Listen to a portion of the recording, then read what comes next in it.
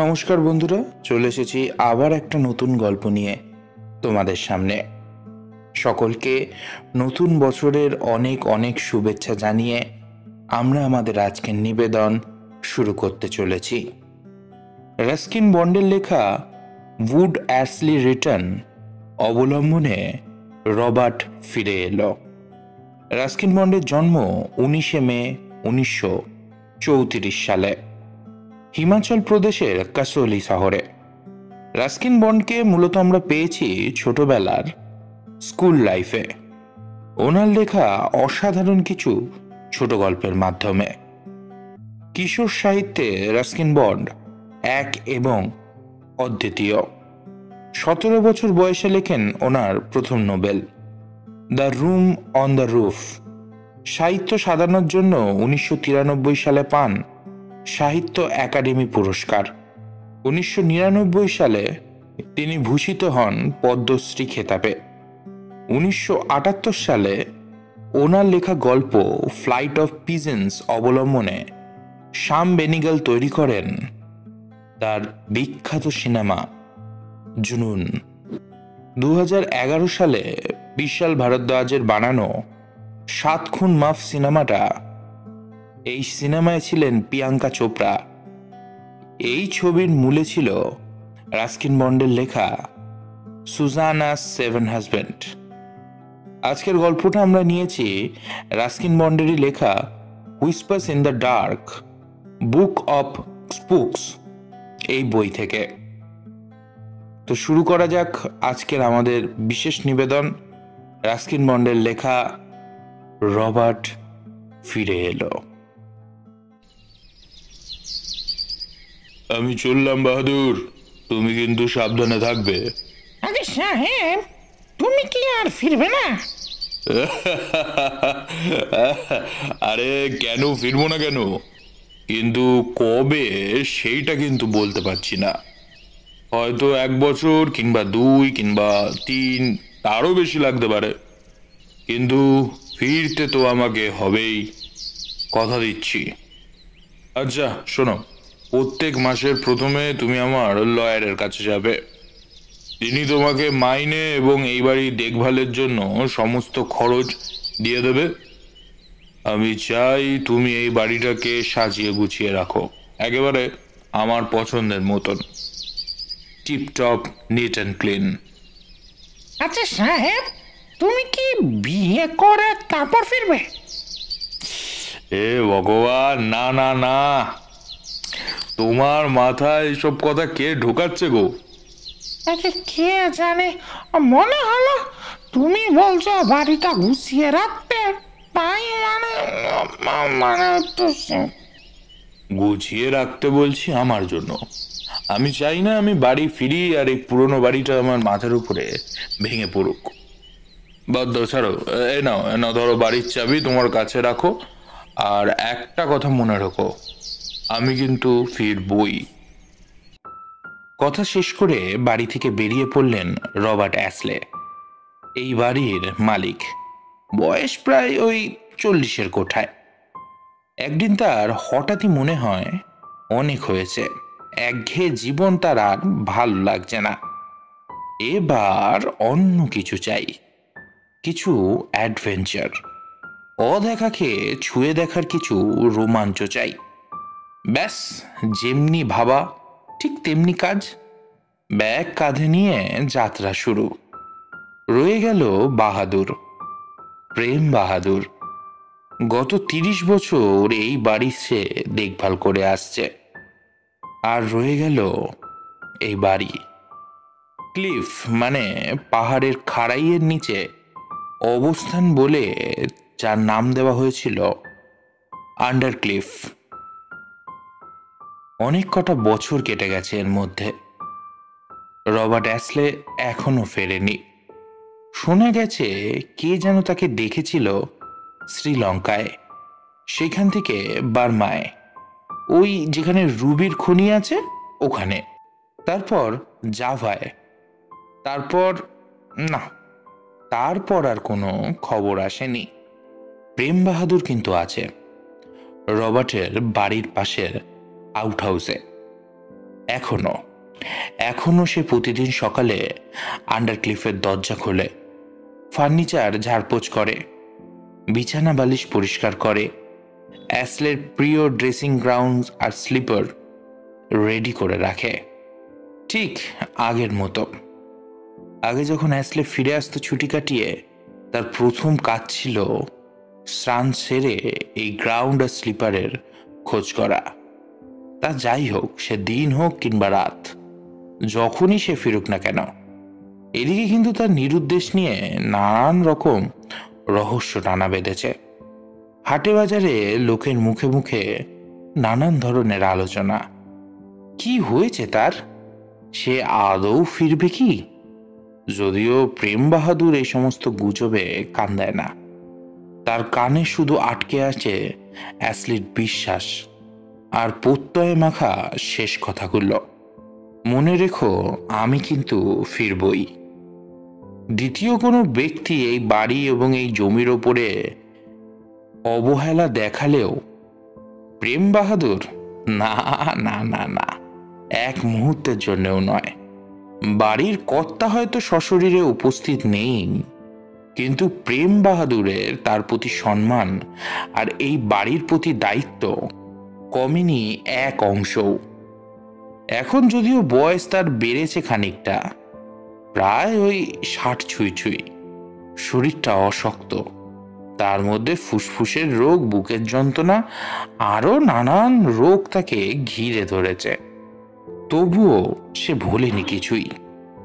চোখের সামনে রবার্টের ছোট্ট শিশু থেকে যুবক হয়ে ওঠা, একসাথে কত হান্টিং, কত ফিশিং, কত ট্রিপে গেছে, কত কত রাত কাটিয়েছে ঝিকিমিকি তারার নিচে, পাহাড়ি ঝর্ণার বরফ জলে স্নান করেছে, এক থালায় ভাগ করে নিয়েছে খাবার। আর ওই যে যেবার ওরা খুব সাংঘাতিক বিপদে পড়েছিল, ওই যে তোমার একখানা ছোট নদী পেরোচ্ছিল, হঠাৎ কোনো রকম আবাস ছাড়াই হুড়মুড় করে ঢুকে পড়েছিল বন্যার জল, ভাসিয়ে নিয়ে গেছিল ওদের। অনেক কষ্টে কোনো মতে বাড়ি ফিরেছিল। ফিরে এসে অ্যাসলি সবাইকে বলেছিল কিভাবে বাহাদুর তাকে বাঁচিয়েছে, আর বাহাদুর তার মালিকের প্রাণ বাঁচাতে পেরে নিজেকে ততটাই ধন্য বলে মনে করেছিল। এবছর কিন্তু বর্ষা এসেছে সময়ের অনেক আগে, আর ফিরেছে অনেক দেরি করে। সেই সেপ্টেম্বরের শেষে প্রেম বাহাদুরের শরীর ভেঙে গেছে আরো খানিকটা, নিঃশ্বাসের কষ্টটাও বেয়ারা রকমের বেড়েছে এই বর্ষায়। আউট হাউসের বারান্দায় সে নিজের খাটিয়াটার উপরে শুয়ে তাকিয়েছিল সামনের বারান্দায়। না, বাড়িটা আর বাগানটা আর সামলে রাখা যাচ্ছে না। ডালিয়া, স্মিক লিলি, আরো কত বাহারি ফুল, সমস্তটা নষ্ট হয়ে যাচ্ছে একে একে। তবে একটাই স্বস্তি, বৃষ্টি থেমে গিয়ে সূর্যটা অন্তত পেরিয়েছে।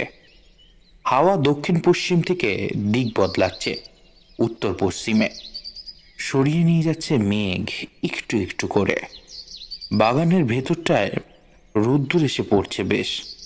বাহাদুর বারান্দা ছেড়ে খাটিয়াটা সেইখানে পাতল, তারপর শুয়ে শুয়ে টান দিতে লাগলো হুক্কায়। তার চোখ দুটো এইদিক ওইদিক ঘুরছে।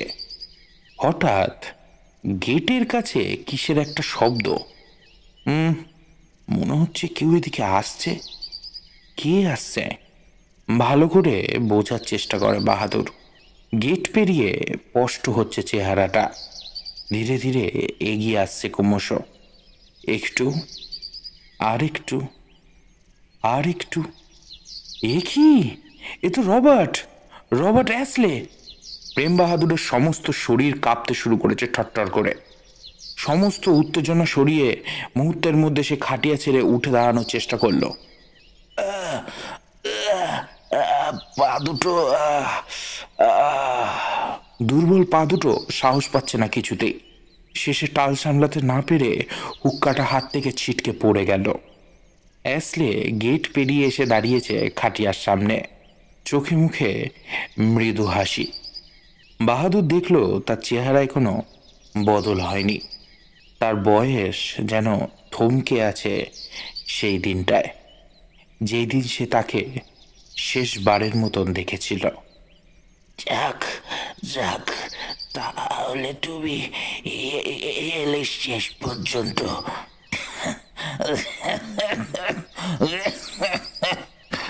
আমি তো তোমায় বলেইছিলাম আমি ফিরবই।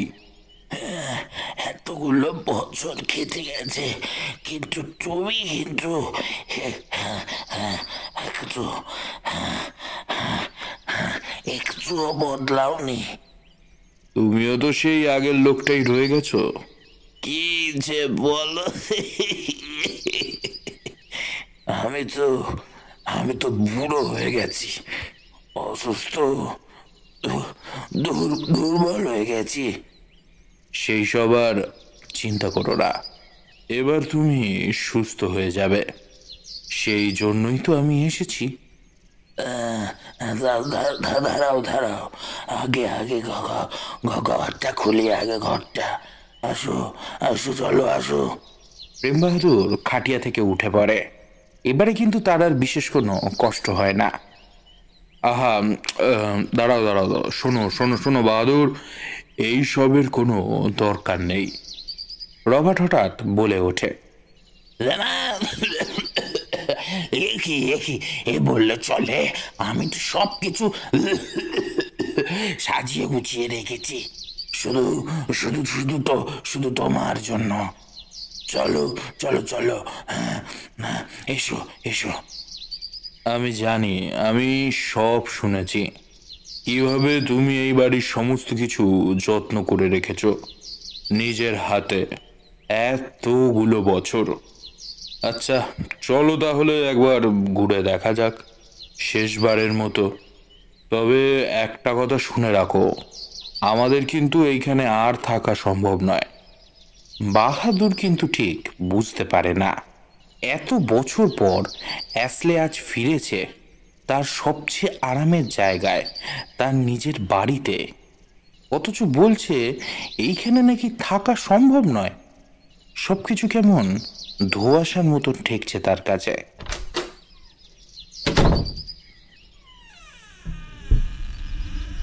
কোনো মতে তালা খুলে দরজার পাল্লা সরায় সে। তারপর রবার্টকে নিয়ে যায় ড্রয়িং রুমে।